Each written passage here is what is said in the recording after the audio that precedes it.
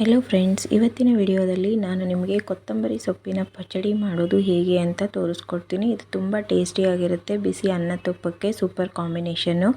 ಹಾಗೆ ಬೆಳಗ್ಗೆ ಟೈಮಲ್ಲಿ ನೀವು ಇದನ್ನು ಈಸಿಯಾಗಿ ವಿತಿನ್ 10 ಮಿನಿಟ್ಸ್ನಲ್ಲಿ ಮಾಡ್ಕೊಬೋದು. ಬನ್ನಿ ಹಾಗಿದ್ದರೆ ಇದನ್ನು ಮಾಡೋದನ್ನು ನೋಡೋಣ. ಇದನ್ನು ಮಾಡಲಿಕ್ಕೆ ನಾನಿಲ್ಲಿ ಒಂದು ಸ್ವಲ್ಪ ಶೇಂಗಾ ಕಾಳನ್ನು ತೊಗೊಂಡಿದ್ದೀನಿ. ಹಾಗೆ ಒಂದು ಸ್ವಲ್ಪ ಉದ್ದಿನಬೇಳೆ, ಹಾಗೆ ಒಂದು ಸ್ವಲ್ಪ ಕಡಲೆಬೇಳೆ ಇಲ್ಲ ಪುಟಾಣಿ, ಹಾಗೆ ಒಂದು ಸ್ವಲ್ಪ ಜೀರಿಗೆ. ಇದಕ್ಕೆ 1 ಸ್ಪೂನ್ ಎಣ್ಣೆ ಹಾಕಿಬಿಟ್ಟು ಇದನ್ನು ಚೆನ್ನಾಗಿ ಫ್ರೈ ಮಾಡಬೇಕು. ಈ ರೀತಿ ಗೋಲ್ಡ್ ಕಲರ್ ಆಗುವವರೆಗೂ ಫ್ರೈ ಮಾಡಬೇಕು. ಈಗ ಇದನ್ನು ಒಂದು ಬಟ್ಟಲಿಗೆ ತೆಗೆದಿಟ್ಕೊಳ್ಳೋಣ. ಈಗ ಇದೇ ಪ್ಯಾನ್ಗೆ ಒಂದು ಸ್ವಲ್ಪ ಎಣ್ಣೆ, ಹಸಿಮೆಣಸಿನ್ಕಾಯಿ ಹಾಕಿಬಿಟ್ಟು ಇದನ್ನು ಕೂಡ ಒಂದು ಸ್ವಲ್ಪ ಹೊತ್ತು ಫ್ರೈ ಮಾಡೋಣ. ಈಗ ಇದನ್ನು ಕೂಡ ತೆಗೆದಿಟ್ಟೋಣ. ಈಗ ಇದಕ್ಕೆ ನಾನಿಲ್ಲಿ 1 ಕಟ್ ಆಗೋಷ್ಟು ಕೊತ್ತಂಬರಿ ಸೊಪ್ಪು ಹಾಗೆ 1 ಸ್ಪೂನ್ ಆಗೋಷ್ಟು ಎಣ್ಣೆನ ಹಾಕಿಬಿಟ್ಟು ಇದನ್ನು ಕೂಡ ಚೆನ್ನಾಗಿ ಫ್ರೈ ಮಾಡ್ತಾ ಇದ್ದೀನಿ. ಈ ರೀತಿ ಫ್ರೈ ಆದಮೇಲೆ ಇದನ್ನು ಕೂಡ ಸೈಡಲ್ಲಿ ಎತ್ತಿಟ್ಕೊಳ್ಳೋಣ.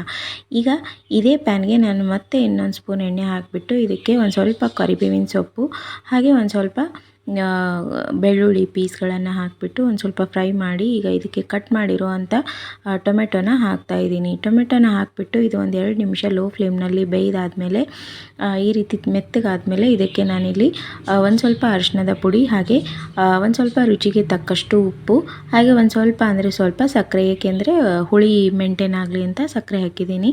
ಇದು ಆಪ್ಷನಲ್ಲು, ಬೇಕಿದ್ದರೆ ಹಾಕಿ ಇಲ್ಲಾಂದರೆ ಬೇಡ. ಈಗ ಇದನ್ನು ಸ್ವಲ್ಪ ಫ್ರೈ ಮಾಡಿಬಿಟ್ಟು ತಣ್ಣಗಾಗಲಿಕ್ಕೆ ಬಿಡೋಣ.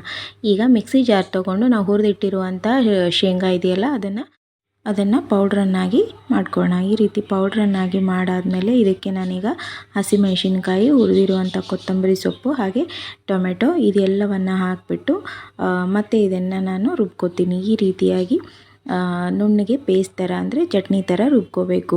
ಈಗ ನೀವು ಇದನ್ನು ನಾನು ಒಂದು ಬೌಲ್ಗೆ ಸರ್ವ್ ಮಾಡ್ತಾಯಿದ್ದೀನಿ. ಬೇಕಿದ್ರೆ ನೀವು ಇದಕ್ಕೆ ಮೇಲ್ಗಡೆಯಿಂದ ಒಗ್ಗರಣೆನೂ ಹಾಕೋಬೋದು. ಇಲ್ಲಾಂದರೆ ಹಾಗೆ ಕೂಡ ತುಂಬ ಟೇಸ್ಟಿಯಾಗಿ ಸ್ಪೈಸಿಯಾಗಿರುತ್ತೆ. ಬಿಸಿ ಅನ್ನಕ್ಕೆಲ್ಲ ಸೂಪರ್ ಕಾಂಬಿನೇಷನ್ನು. ಆಗಿದ್ರೆ ತಡ ನೀವು ಮನೆಯಲ್ಲಿ ಮಾಡ್ಕೊಳ್ಳಿ ಅಂತ ಹೇಳ್ತಾ ಥ್ಯಾಂಕ್ ಯು ಫಾರ್ ವಾಚಿಂಗ್.